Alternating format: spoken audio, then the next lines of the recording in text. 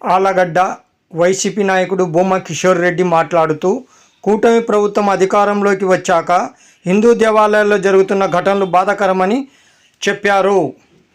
కూటమి ప్రభుత్వం అధికారంలోకి వచ్చినాక ఈరోజు హిందూ దేవాలయాల్లో జరుగుతున్న ఘటనలు చాలా బాధాకరం. నిన్నగాక మొన్న సింహాచలంలో జరిగిన సంఘటన దాదాపు 8 మంది మరణించడం జరిగింది. గోడ కూలి.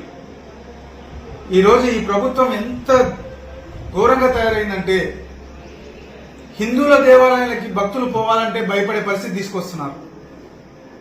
గతంలో ఒక 6 నెలల క్రితం మనం చూసినాం, తిరుపతిలో దర్శనం కోసం టికెట్లు ఇస్తున్నారని చెప్పి ఎంతమందిని పొట్టన పెట్టుకున్నారు ఈ ప్రభుత్వం.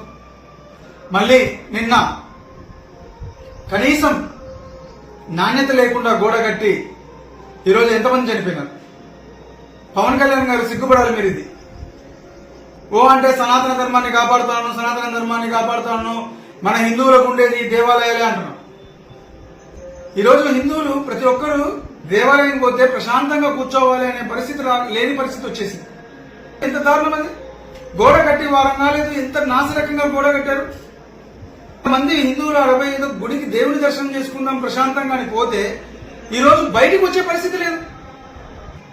అంటే గింజుకుంటాడు ఈ పవన్ కళ్యాణ్. డిప్యూటీ ముఖ్యమంత్రిగా ఉండి ఈరోజు ఇంతమంది చనిపోతుంటే కనీసం వాళ్ళ దగ్గరికి పోయే పరిస్థితిలో లేదు ఆయన. ఎక్కడున్నాడు? చనిపోయిన వాళ్ళకి ఏంటిది నామకి వాసేలాగా మీరు చేసే తప్పు వల్ల అంతమంది చనిపోతే వాళ్ళకి ఏదో ముష్టి పడేసినట్టు 25 లక్షల డబ్బులా. మీరు జగన్మోహన్ రెడ్డి కాలి కోటికి సరిపోరు. ప్రజలకి సేవ చేయడంలో గతంలో మీరు చూసినారు, విశాఖపట్నంలో చనిపోతే ఒక్కొక్క కుటుంబానికి ₹1 కోటి ఎక్స్గ్రేషన్ ప్రకటించినారు. ఈరోజు ఏం చేస్తుంది మీ ప్రభుత్వం? హిందూ దేవాలయం మీద కక్ష కట్టి గతంలో అయితే చంద్రబాబు నాయుడు ఆ రోజు పుష్కరాలకి ఆయన షూటింగ్ అని చెప్పి ఎంతమందిని పొట్ట పెట్టుకున్నాడు? 29 మందిని పొట్టన పెట్టుకున్నాడు. మీరా న్యాయం చేసేది, సనాతన ధర్మం గురించి మాట్లాడేది. చూడండి, మన ఆర్లగడ్డ చూడండి, ఎంత దిక్కుమాల పరిస్థితికి వచ్చారు వీళ్ళు. నిన్న పేపర్ చూస్తుంటే మాకే సిగ్గేస్తుంది. గత 25 సంవత్సరాల ముందు కట్టిన చౌల్ట్రీస్ కి, అదేవిధంగా అన్న సత్రాలకి కరెంటు కట్ చేస్తున్నారు. కరెంటు కట్ చేసి అది ఎంత దిక్కుమాలిన పరిస్థితి అంటే ఎమ్మెల్యే భర్త కట్టి పోయి మాట్లాడుకోవాలంట. అధికారులు చెప్పడం, బీఆర్ఓలు, ఎలక్ట్రికల్ డిపార్ట్మెంట్ వాళ్ళు చెప్పేది మీరు పోయి బీ ట్యాక్స్ కట్టరండి అని చెప్పి పేపర్లో డైరెక్ట్ రాస్తున్నారు. నిన్న ఈరోజు ఏదో మాట్లాడినట్టుంది, పొద్దున చూసాం వీడియోని. ఎలక్షన్ పాలిటిక్స్ అంట. సిగ్గుపడాలి. ఏమైనా బుద్ధి ఉందా అసలు? గుళ్ళకు వచ్చే భక్తులని నిన్న కరెంటు కట్ చేస్తే రాత్రి కరెంటు లేక మొన్న ఎంత ఇబ్బంది పడుతున్నారు వాళ్ళు. చౌల్ట్రీస్ కరెంటు కట్ చేయడం ఏంది, లాడ్జీలకు కరెంటు కట్ చేయడం ఏంది, ఒక్కొక్క లాడ్జీ నుండి 10 లక్షల నుండి 40 లక్షలు డిమాండ్ చేయడం ఏంది. ఇంకేం దిక్కుమాల సంపాదనకి ఇంకేం దిక్కుమాల పరిస్థితులు లేవా? గుళ్ళకి ఎవరిని రానియరా?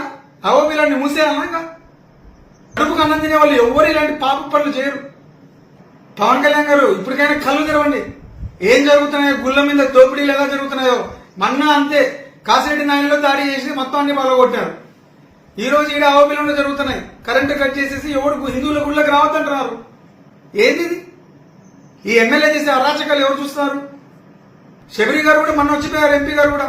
ఒకసారి దీని మీద దృష్టి పెట్టండి. ఎందుకు ఇలా జరుగుతున్నాయి?